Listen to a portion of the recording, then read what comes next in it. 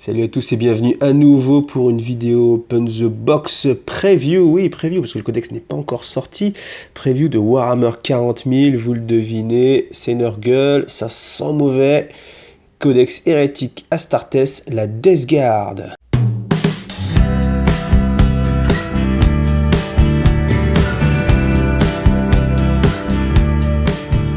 Alors le codex Death Guard, moi j'avoue que je suis un peu plus content que sur les autres codex. Alors pas forcément parce que c'est une armée que j'aime, au contraire même le Death Guard c'est pas franchement une armée qui m'attire. Le look un petit peu crasseux comme ça c'est pas mon trip. Par contre, là on est vraiment face à une vraie nouveauté. C'est une vraie nouveauté, contrairement par exemple au codex Grey Knight qui est sorti récemment, ou au codex Chaos. Bon là on va avoir des nouvelles unités, des nouvelles figurines, sans doute un fluff qui a été remanié, qui avance aussi, une nouvelle histoire. Donc ça c'est quelque chose que moi j'ai envie aussi de découvrir. Puis on va découvrir ensemble toutes les nouveautés qu'on peut avoir avec ce codex. Alors on le découvre ensemble sans plus tarder.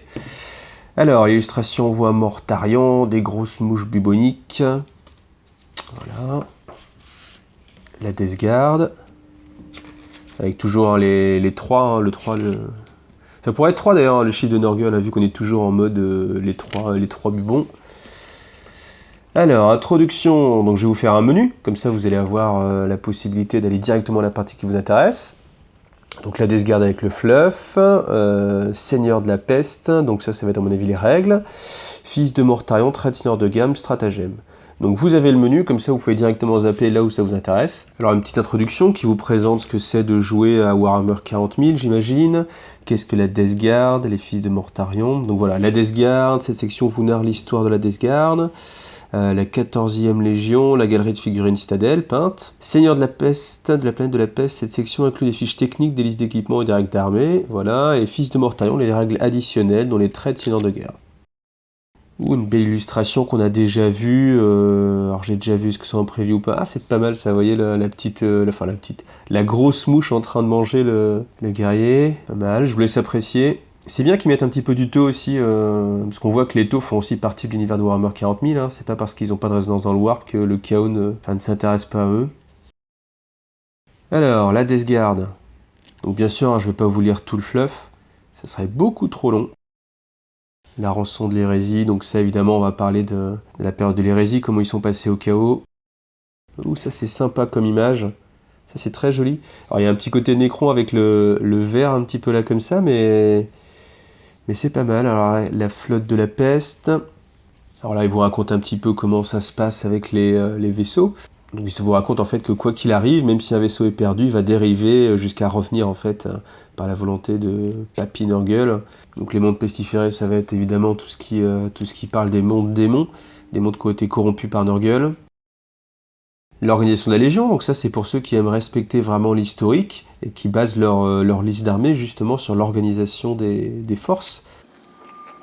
Les couleurs de la contagion. Donc bon, on va être dans du un petit peu crade, hein, un petit peu hein, avec Nurgle, même pas qu'un petit peu. Donc ça c'est toutes les sous-factions qui sont affiliées à Nurgle, avec des noms empreints de poésie, les chiens charognards, les héros du désespoir, les faiseurs de cadavres, le calice empoisonné, la confrérie du ver à gangrène, les fils chéris. Ça doit être sympa. Alors de nouveau cette carte, hein, à chaque fois de la galaxie avec la cicatrice Medictum, à chaque fois qui barre en fait l'ensemble de la galaxie. Alors qu'est-ce que c'est que ces symboles-là? Chacun de ces symboles indique une zone de pandémie, une région de l'Imperium où la Death Guard a lancé des offensives d'envergure. Près de Talarn, ici là, bon bah alors Benz, Agrippina, Cadia évidemment. C'est marrant parce que Cadia en fait est censée être dans l'œil de la... Enfin, on la voit quand même en fait apparaître. Moi je m'attendais à ce qu'elle soit vraiment, à la limite même qu'elle ait disparu et qu'elle soit vraiment dans l'œil de la terreur, c'est-à-dire dans la partie foncée. Donc ça c'est toute l'histoire de la Death Guard, ça commence en M31, 31 000. Ah, c'est assez rapide, hein, ça passe directement à 41 000. Allez, on va en lire un petit pour le plaisir. Le pari de Greyfax, et à noter l'obsession de la Death Guard pour le chiffre 7, l'inquisitrice Katharina Greyfax tente un pari sur le monde sanctuaire d'Outwire.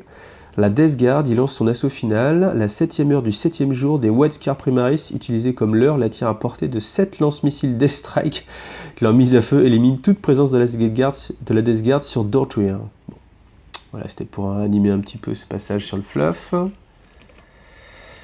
Une belle illustration, ça c'est sympa parce qu'il y a un petit côté angélique, vous voyez, avec la lumière, les ailes, on a vraiment l'impression que c'est un ange qui descend. Ça me rappelle d'ailleurs une illustration, je me demande s'il n'y a pas une illustration ailleurs qui doit un peu représenter ce même style. Je pense qu'on peut retrouver. Ça va être d'autres petits jeux si vous avez envie, essayez de retrouver. Mais moi ça m'évoque quelque chose. Alors là c'est vrai que je vois pas tout de suite comme ça, je vais essayer de faire une petite recherche après. Mais ça m'évoque quand même quelque chose. Ou alors Sainte Célestine qui descend. Je sais pas, mais on a vraiment ce côté détournement en fait de l'image angélique avec l'ange de la peste.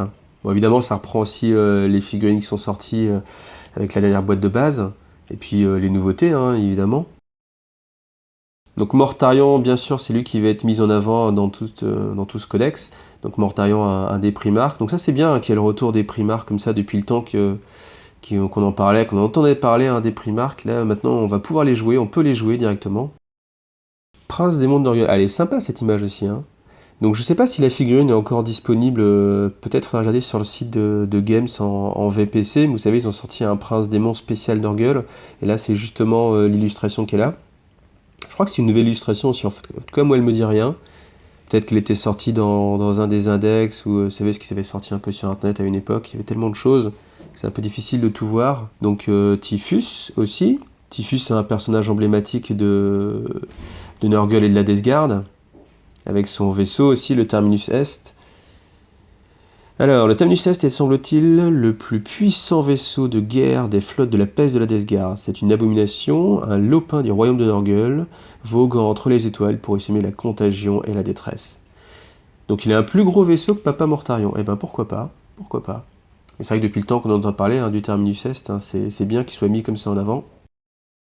Donc Seigneur de la peste de la Death Guard, donc là on reconnaît encore une fois la nouvelle figurine du Seigneur qui est sortie, donc avec un petit historique à chaque fois, le sorcier de la Death Guard, donc là encore une fois c'est la même chose. C'est bien comme ça de pouvoir retrouver en fait directement l'image en fait qui inspire directement la figurine, ou l'inverse, la figurine qui a été inspirée avant. Alors qu'est-ce qui sort d'abord? Est-ce qu'il y a d'abord un croquis et après la figurine est sculptée, ou alors est-ce que c'est d'abord sculpté et après la figurine? Je pense que c'est dans ce sens-là, hein, c'est d'abord c'est sculpté, et puis après les illustrateurs se basent dessus. Je ne sais pas, d'ailleurs, si vous le savez, n'hésitez pas. C'est toujours intéressant aussi de parler du schéma créatif. Alors je vous ai à peine touché le codex, hein, vous voyez, il y a toute cette contagion sur le côté là. J'espère que je vais pas être malade. Comment ça, c'était nul comme blague? Il faut bien animer un petit peu. Hein. Alors, le Noxious Blightbringer, donc avec son pistolet. Donc ça, je pense que c'est quand même des nouvelles illustrations qui ont été faites expressément pour, parce que de toute façon, elles ne peuvent pas être antérieures à la sortie des figurines, tout simplement. Alors, un Full Blightspawn, qu'est-ce que c'est? Donc je vais lire un petit peu, je vais vous dire. Alors du coup, c'est un Marines où on lui a implanté directement en fait dans le bin une sorte de machinerie qui crée des maladies, de la peste en fait, et il se transforme en réserve ambulante de canons à peste. Donc je sais pas à quoi ça correspond sur le champ de bataille. Au début, je me disais que c'était peut-être une sorte de chapelain ou genre de choses comme ça, mais en fait non. Là, on va plutôt avoir un personnage qui est là pour cracher de la peste, répandre de la peste, hein, encore une fois. On verra peut-être avec les règles, ce sera plus clair. Un Biologus putrifieur. J'aime bien les noms en anglais, mais en fait non, j'aime pas, c'est relou. Mais bon, c'est comme ça. Donc, qu'est-ce qu'il fait? Donc, ce que j'ai compris, en fait, eux, leur rôle, en fait, sur le champ de bataille, c'est vraiment d'étudier la propagation des maladies. Ils ont, en fait, des yeux qui leur poussent sur la peau. Alors, évidemment, là, sur le dessin, comme il est complètement armuré, quoique après, ça voit peut-être à travers l'armure. Mais bon, dans l'idée, en fait, ils ont des sortes de kystes qui sont des yeux qui voient en fait la propagation de la maladie à l'intérieur des corps de leurs victimes. Et ça permet justement d'étudier quelles sont les souches les plus virulentes. Et c'est assez bien, c'est assez détaillé. Moi, ça me plaît quand même, parce que même si j'aime pas trop le concept Nurgle maladie, par contre, si on aime ça, c'est quand même vraiment sympa d'avoir créé en fait un personnage qui est là vraiment pour étudier un petit peu. Pour moi, c'est un petit peu le scientifique, celui qui va vraiment étudier. Alors, je suis curieux encore une fois de savoir comment ça se traduit en termes de règles, mais en tout cas, là, on est vraiment dans de la nouveauté. dans des choses qui poussent en avant le côté vraiment très particulier de la Death Guard, avec vraiment répandre la maladie en fait. C'est pas juste des gars qui sont là pour tuer les gentils de l'Imperium et puis qui accessoirement vénèrent la maladie. Là, il y a vraiment une démarche qui a l'air un peu plus profonde. Je pense que ce sera vraiment un bon codex. Alors après, je parle pas du tout des règles, mais je parle vraiment là de tout l'attrait qu'on peut avoir pour découvrir une nouvelle armée. Là, on va vraiment être sur quelque chose de très personnalisé. Et pour l'instant, je suis plutôt positif. Alors, le plaque surgéant, donc ça va être un apothicaire. Donc il doit être là, à mon avis, pour récupérer tout ce qui est glandes, etc. Donc voilà, ils sont là pour récupérer aussi les glandes progénoïdes, même des Astartes classiques, loyalistes, pour justement corrompre en fait le patrimoine génétique, et puis créer bien sûr de nouveaux Space Marines du chaos. Talimène. Eh bien, que de nouveautés. Super, tant mieux. Avec son petit boulier, alors on va essayer de déduire. Lui, il a l'air d'être là pour compter, évidemment. Boulier, ça veut dire compter, parchemin. Peut-être que lui aussi étudie donc les maladies, on va voir ça. Donc là, c'est bien parce qu'on retrouve aussi le fait que 7, ce soit un nombre vraiment important pour Nurgle, pour Mortarion. Et en fait, le Talimène, lui, il est là en fait pour regarder tout ce qui se passe sur le champ de bataille. Donc on dit qu'il compte les mouches, les munitions, le nombre d'ennemis qui s'enfuient. Et en fait, chaque occurrence du chiffre 7 va lui permettre en fait d'invoquer des choses démoniaques en fait. Donc je pense qu'il va y avoir des bonus. Alors là aussi, je suis curieux, encore une fois, c'est vraiment un codex très très intéressant. Je suis curieux d'aller voir les règles, et peut-être qu'à chaque fois qu'il se passe 7 choses, on fait des pronostics, c'est sympa. À chaque fois je sais pas, genre j'imagine, mais il doit y avoir des choses qui vont se déclencher peut-être en fonction justement de ce qui se passe sur le champ de bataille, et ce qui va être vraiment très immersif. Donc ça, cette illustration, on la connaît. On passe. Alors, les Plague Marines... avec, ah là c'est sympa, on voit, alors est-ce qu'il est en train de muter ou alors est-ce qu'il se fait transpercer par un tentacule? Je pense plutôt que c'est une sorte de mutation. Voilà, je vous laisse apprécier. Blight Lord Terminator, donc ça c'est normal. Deathshroud Terminator, donc ça c'est une nouvelle... alors je crois que c'est ceux qui étaient vraiment les gardes en fait de Mortarion. Donc ça fait 2 classes de Terminator. C'est une bête du chaos, bon ça on connaît. Alors après, est-ce qu'elle va avoir aussi de... Vous savez qu'en fait les bêtes du chaos, elles avaient des stats qui changeaient. Là je me dis peut-être que du coup ça va être directement affilié à Nurgle et que ça va être que des choses vraiment en rapport avec Nurgle. Les chaos cultistes. Les Poxwalkers. Donc les Poxwalkers, vous savez, c'est l'unité de zombies qui peuvent se régénérer. C'est assez sympa aussi cette vision. Là on est vraiment sur, encore une fois, sur une imagerie vraiment bien poussée.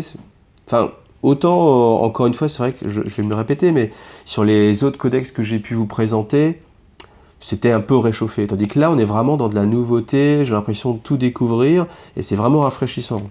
Un Nurgle rafraîchissant, vous imaginez? Alors les chars d'assaut, le Land Raider, le Rhino, le Predator, encore une belle illustration.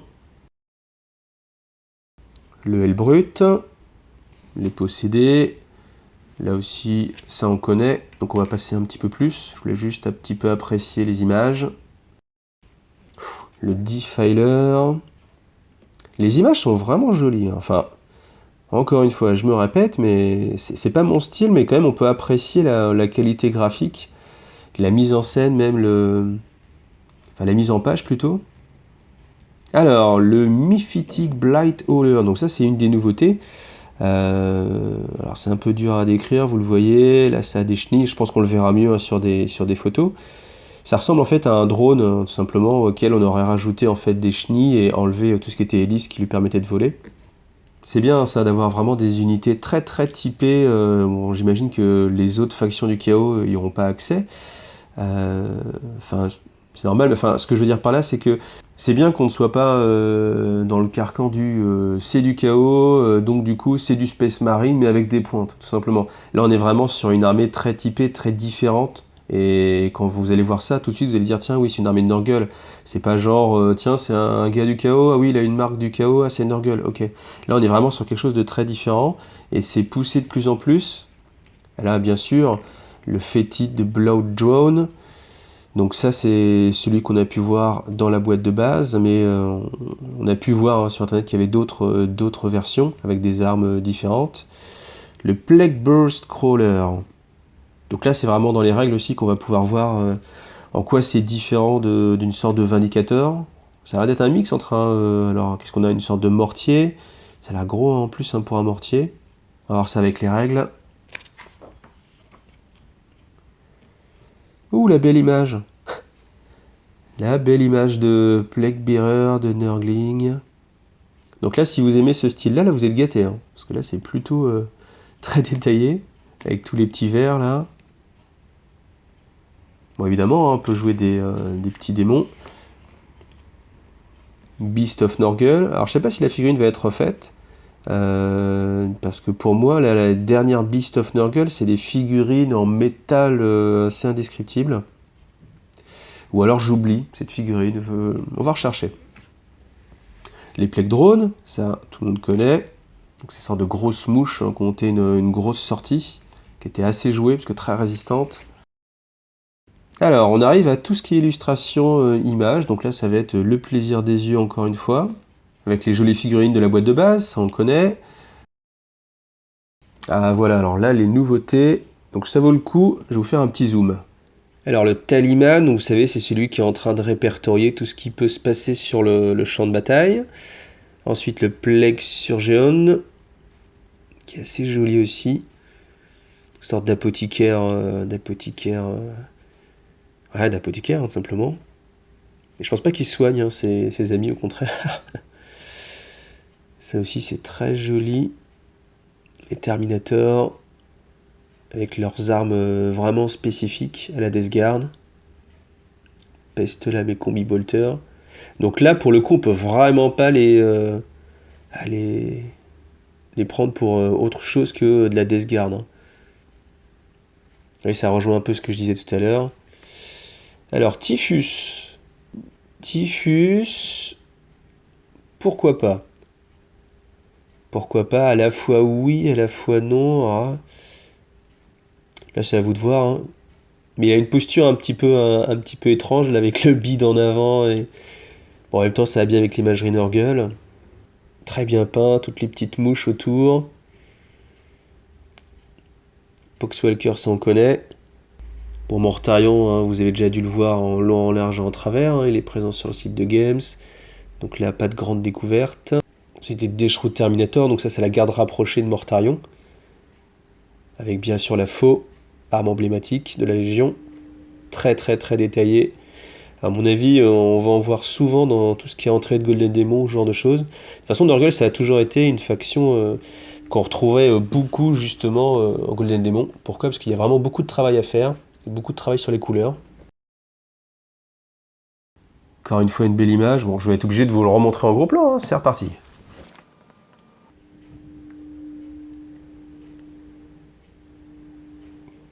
Donc tout ça, c'est des figurines qui sont pas encore sorties à l'heure actuelle, a priori. Il y a le petit reflet.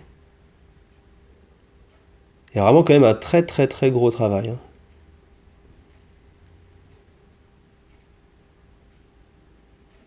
Et le Biologus putrifieur là, avec toutes ces maladies là, toutes ces petites fioles. Alors, j'aime beaucoup ici la peinture en haut là, du full Brispawn, la sorte de réserve fissurée là, le réservoir.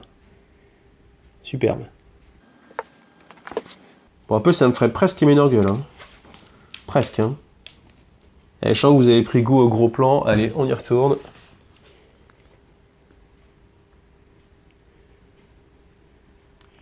Donc, Plague Marine avec grand hachoir de la peste. Donc, est-ce que c'est une conversion ou pas? Peut-être pas. Faut attendre de voir justement ce qu'il y aura dans les boîtes de Terminator et puis de Guerrier de la peste. Prince démon.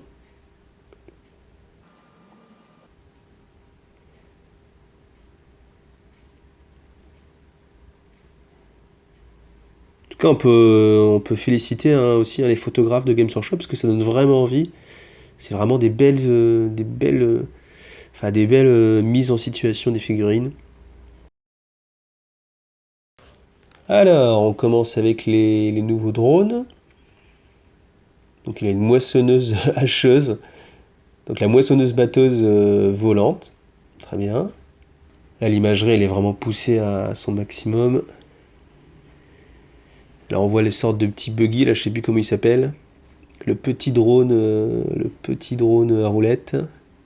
Moi qui me faisait penser à une 2 chevaux un petit peu, hein, avec ses protèges roues sur les côtés ou ses protèges chenilles. Voilà, à la limite, quand on voit le Land Raider à côté derrière, on se rend compte qu'il y a quand même quelques années qu'on passait, hein, quand on voit le travail qu'il peut y avoir sur... alors j'ai perdu le nom, hein, de ce véhicule-là. Et le Land Raider, on sent que c'est presque pas la même armée, hein, vous voyez. Bon, après là, on connaît, hein, ça c'est classique, hein, des figurines que vous connaissez. Alors, une armée dans sa globalité. Allez, vous voulez un gros plan? Ben, on va retourner voir un gros plan. Alors, on voit, il n'y a que des nouveautés, que des nouvelles figurines. Alors, les Poxwalker, ils sont déjà sortis, mais bon, hormis les figurines de la boîte de base, hein, c'est les plus vieilles, c'est dire. Une belle armée bien typée. Alors, les règles, je sais que vous êtes nombreux à apprécier cette partie-là, parce que c'est ça qui est intéressant aussi quand on joue à un jeu, c'est bien évidemment de découvrir toutes les règles spéciales. Donc affreusement résistant, ça on connaît. Quand il y a une perte de points de vie, sur un 5+, la figurine ne perd pas ce point de vie. Ça marche aussi sur les blessures mortelles, hein, parce que c'est une perte de points de vie et pas une sauvegarde. Et les blessures mortelles les enlèvent les sauvegardes. Alors toutes les armes de la peste permettent de relancer les 1 pour blesser. Donc là, encore une fois, je ne vais pas détailler, hein, tout ce qu'il y a. Beaucoup trop de choses. On peut aller regarder peut-être Typhus, qui est un petit peu plus près. Alors, mouvement 4. Ah, il est assez lent, hein, quand même. Hein. Mouvement 4, donc touchant 2+. Force 4, endurance 5. On aurait pu imaginer plus presque. Hein. Point de vie 6, attaque 4, 2+. La capacité qui est très intéressante, c'est hôte de la ruche destructeur. Les unités amies de Poxwalker augmentent leur force, leur endurance de 1 tant qu'elles sont à 7 pouces de Typhus. Donc ça, c'est vraiment pour faire une armée typée zombie. Donc c'est aussi un psycheur, il peut manifester des pouvoirs, voilà. Chaos Lord en armure Terminator. Sorcier en armure Terminator. Alors ensuite, ce qui fait le cœur de l'armée, évidemment, les Plague Marines, donc mouvement 5. Alors c'est bien parce que quand on voit en fait toutes les armes qui sont détaillées ici, je pense qu'ils ont beaucoup de choses très personnelles à Nurgle. Flot de corruption, grand hachoir de la peste justement, masse de la contagion, couteau de la peste.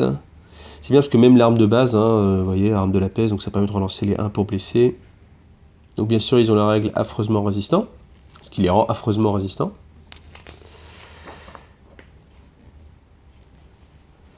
Alors les petits cultistes, les Poxwalker, Plaguebearer Nurgling, ça on connaît. On va essayer d'aller chercher directement les nouvelles unités. Alors le Full Blightspawn, justement, ça vous vous rappelez, c'est celui-ci avec son injecteur. Donc on va voir directement les règles.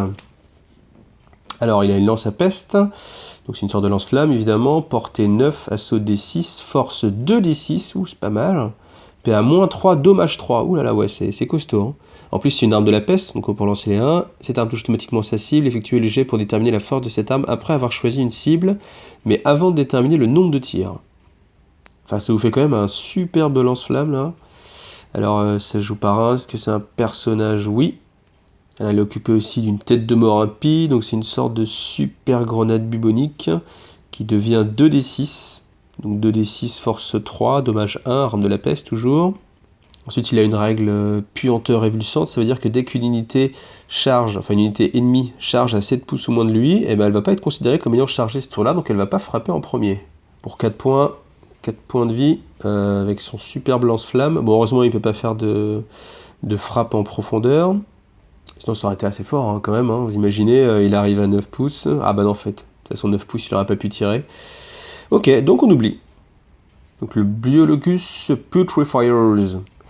Donc ça, c'est celui-ci. Vous savez, celui qui étudie un peu la propagation des maladies. Donc on va voir comment ça se traduit en termes de règles. Alors en fait, quand on regarde les règles, c'est un spécialiste en fait des grenades. C'est-à-dire qu'il va booster en fait les jets des grenades alentour. Il a une très grosse grenade qui met 2 dommages.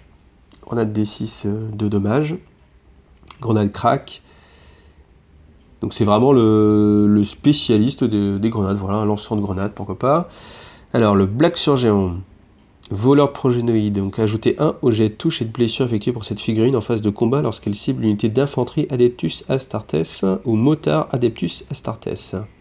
Donc vu le nombre de gens qui jouent des Space Marines, hein, j'imagine que le Black Surgeon ça peut être pas mal. Et vous pouvez donc relancer les jets d'affreusement résistant de 1 pour les unités d'infanterie Deathguard amis à 3 pouces ou moins de cette figurine. Bon, ça c'est un petit boost. C'est pas non plus la folie, enfin c'est quand même pas mal, mais c'est pas non plus vous pouvez relancer le jet. Hein. Vous pouvez relancer que le 1, donc statistiquement c'est un petit peu moins fort. Continue. Le Taliman, alors là lui aussi m'intéresse beaucoup, on va lire les règles. Au premier boost, le Zélote suppurant, vous pouvez relancer les jets de touche ratée en phase de combat pour les unités Deathguard à 7 pouces ou moins de cette figurine. C'est pas uniquement les 1, hein, c'est vraiment tous les jets pour toucher raté. Et ça, c'est plutôt correct. Hein. Et donc, le petit bonus là, le septuple champ. Donc, en gros, c'est à chaque fois que vous avez. Donc, si vous avez une armée réglementaire, que vous avez un talisman sur le champ de bataille, vous jetez 2d6 à chaque fois que vous utilisez des points de commandement pour faire un stratagème Deathguard. Et si le résultat est 7, donc ce qui va tomber plutôt souvent, hein, ce qui tombe plutôt bien, donc c'est plutôt bien pensé, parce que vous savez, quand vous jetez 2d, la plus grande probabilité c'est de faire 7, et bien vous n'allez pas en fait dépenser ces points. Ces points vous seront restitués. Donc c'est pas mal, c'est un petit bonus. Ça va peut-être pas changer la partie, mais ça accorde, enfin ça va bien avec le personnage en fait du Taliman qui est en train de compter, de regarder et qui va de temps en temps vous sortir un petit bonus. Donc c'est pas mal. Deschroot Terminator, donc combien ils sont 2 plus 1, donc une unité de 3, 11 points de puissance, ça commence à taper. Ils ont 2 points de vie chacun, force 5, endurance 5 évidemment. Alors leur arme, force plus 3, donc 5, 6, 7, 8. 8 c'est pas mal, c'est un seuil intéressant. PA-3, dommage D3. Donc après ils sont là vraiment pour booster vos personnages. Donc les personnages à 3 pouces ajoutent 1 à leurs caractéristiques d'attaque. Ils peuvent les protéger sur un 2+, prendre des touches à leur place. Ils peuvent se téléporter. Voilà. Blight Lord Terminator, donc ça va être vraiment les Terminators de Nurgle plus classiques. Donc avec là encore beaucoup d'options. Donc je vais pas tout vous lire, hein, ça fait vraiment beaucoup trop de choses à découvrir. Le Hellbrut, Beast of Nurgle, ensuite les possédés, une des unités rapides. Là aussi, hein, le Hellbrut 8. C'est presque étonnant hein, de voir que le Hellbrut peut bouger aussi vite quand on voit que la plupart des unités de Nurgle ont ce -1 pour bouger. Alors on va regarder le Mephitic Blight Hauler, donc ça c'est la sorte de petite coccinelle.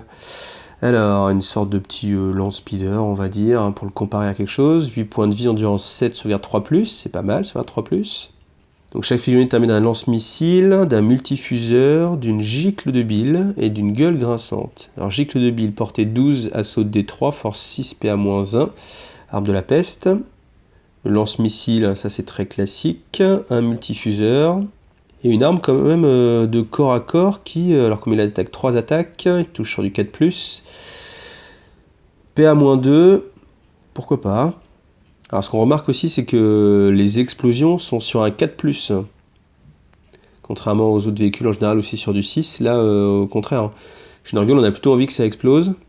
Alors dans les bonus, si vous ajoutez 1 au jet de touche effectué pour cette unité, donc elle contient 3 figurines. Donc ça vous encourage, bon j'imagine que ce sera une boîte de 3. Sauvegarde invulnérable, évidemment, c'est démoniaque. Pas de pénalité pour bouger et tirer. Et au corps à corps, vous devez soustraire 1 à vos jets de touche quand vous les ciblez pour le combat.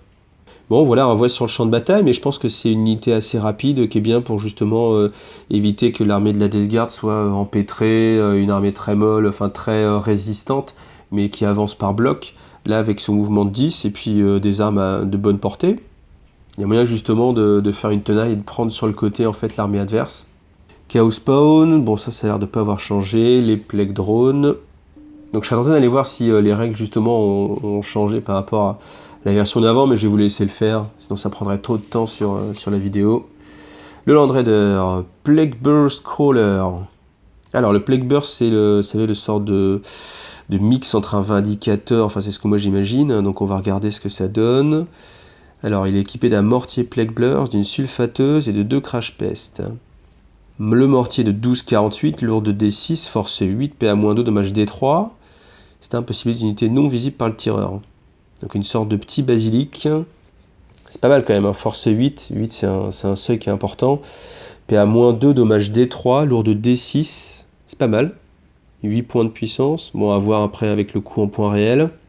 Donc 2 Crash Pest qui sont 2 lance-flammes à peu près, ouais, avec quand même une PA de -1, arme de la peste. Alors la sulfateuse une sorte de mitrailleuse lourde, force 5, PA-1. Lourde 4, ouais, une sorte de bolter lourd un peu plus fort même. On peut la remplacer par un fusil rotaille, donc c'est 24 pouces, lourde 3, force 6, PA-2. Bon, par contre, comme là c'est une arme lourde, hein, si le Plague Burst bouge, lui il aura son -1 pour toucher. Hein. Et les Crash Pest, on peut les remplacer par des canons entropie, donc lourde 1, force 8, PA-4, dommage D6. Donc c'est des sortes de petits canons laser. Et vous voyez, quand on voit le Chaos Land Raider, là on reste sur du très classique. On aurait pu imaginer dans la logique de l'armée que justement lui aussi puisse remplacer en fait ses bolters lourds par de la sulfateuse, ses canons laser par du canon anthropique ou des choses comme ça. Alors évidemment on préfère avoir un canon laser qu'un canon anthropique, mais vous voyez c'est là où on voit que c'est des figurines qui accusent un petit peu leur âge et qui sont moins personnalisables que justement ce qu'on peut trouver maintenant. Donc le Predator, qu'on retrouve beaucoup maintenant dans les armées, le fameux Rhino, Mortarion. Donc Mortarion, il a le droit à son gros plan. Donc quand il est à son full potentiel, mouvement 12, 6 attaques, touche sur 2+, force 8, endurance 7, 18 points de vie. Il aurait pu faire un multiple de 7. Hein. Sauvegarde 3+. Alors ses armes, la lanterne, portée 18, pistolet 1, force 8, oulala c'est pas mal, PA-3, dommage 3. Alors si vous touchez l'unité avec cette arme, tracez une ligne droite entre le point le plus proche du socle du Mortarion et celui de la figurine la plus proche de l'unité visée. Effectuez un jet de blessure contre l'unité visée et contre chaque unité par laquelle passe la ligne. Ah oui, alors là, c'est carrément pas mal. Bon, après, heureusement, hein, ça a une portée que de 18, mais ça me fait penser au canon qu'il y avait sur le Razorback des Space Marine de films d'action. Ça remonte à une dizaine d'années, et c'était un canon laser comme ça qui traversait la table. Donc là, on a un peu ce même effet, mais juste à 18 pouces. Il y a quand même moyen de bizarrement essayer de se mettre avec plusieurs unités en travers par rapport à la cible sur laquelle vous voulez tirer, et puis essayer de profiter justement de ce bonus. Alors, sa fauque s'appelle Silence, elle a 2 modes. Alors, fauchage, force d'utilisateur en force 8, PA-2, dommage 1, arme de la peste, et effectuer 3 jets de touche au lieu de 1 pour chaque attaque avec cette arme. Donc comme il a 6 attaques, 3 x 6, 18, donc 18 attaques, force 8, PA-2 qui mettent 1 dommage. Je pense que ça va bien faucher toutes les unités. Et ensuite, efficération, donc force x2, force 16, PA-4, dommage D6, avec toujours arme de la peste, le petit bonus qui fait plaisir, donc relancer les 1 pour blesser. Alors, on pouvait relancer les jets de touche ratés de 1 effectués pour les unités Death Guard amis à 7 pouces de Mortarion. Les unités à 7 pouces ou moins soustraient 1 à leurs caractéristiques d'endurance. Il a une vulnérable à 4+. Alors, hôte de la peste, jetez un dé pour chaque unité ennemie à 7 pouces ou moins de Mortarion au début de la phase de combat et consultez le tableau de dégâts de Mortarion. Si le résultat du jet est supérieur ou égal à la valeur requise, l'unité subit D3 blessures mortelles. Et en fait, plus il est blessé, plus le résultat va être difficile à atteindre. Donc dans sa première valeur, c'est 4+, et puis après, quand il ne reste plus que 1 à 4 points de vie, c'est sur du 6 uniquement. Après, c'est quand même une aura qui se propage à 7 pouces tout autour de lui, sachant qu'il a un gros soc, ça commence à faire une belle galette posée sur la table. Et D3 blessures mortelles à chaque fois, ça commence à faire. Donc lui aussi, après, très putride, quand il est détruit, si vous arrivez à le détruire avec ses 18 points de vie, son affreusement résistant, sur un 4+, il explose, et toutes les unités à 7 pouces subissent D3 blessures mortelles. Alors, les dons du dieu de la peste, donc ça c'est le profil en fait de toutes les armes. Toutes les armes de mêlée, c'est écrit tout petit, hein, mais au moins tout tient sur une page. Alors là, sur cette illustration, on s'aperçoit quand même que, si je me trompe pas, ça c'est le chemin qui mène au palais de l'empereur, hein, vous voyez. Donc c'est vrai que c'est une belle illustration vue comme ça, mais je ne savais pas qu'ils étaient arrivés si loin. Donc bon, est-ce que c'est fluff cette image? Je ne sais pas, en tout cas elle est jolie.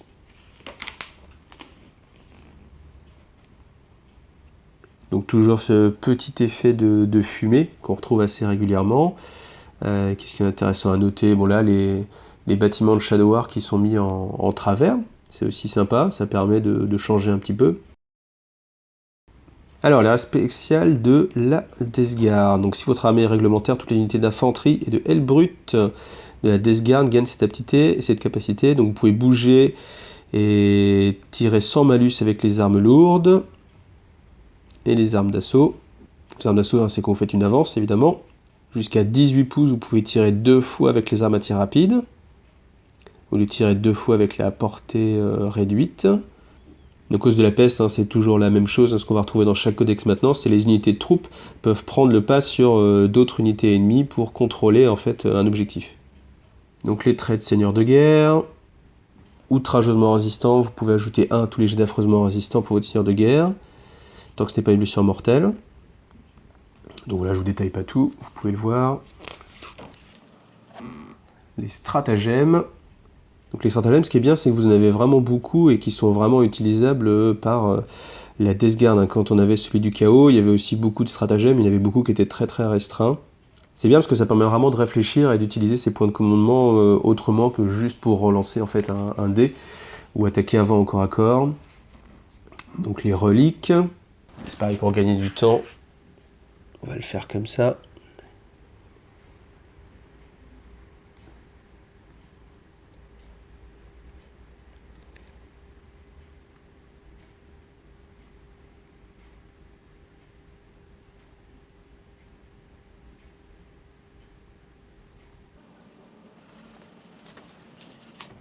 Les valeurs en points, donc ça c'est pareil, pas besoin de détailler. Mortarion aussi, 470 points. Et voilà, on arrive au bout de ce codex Death Guard, avec les objectifs tactiques. Donc si vous les regardez en détail, vous faites pause, et voilà.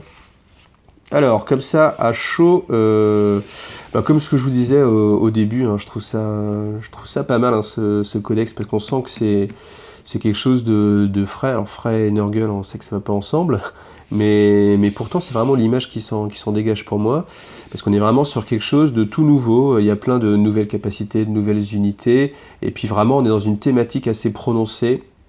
On va retrouver le chiffre 7 assez souvent, ce qui avait un petit peu disparu, hein, cet attachement en fait à respecter les nombres en fonction du dieu.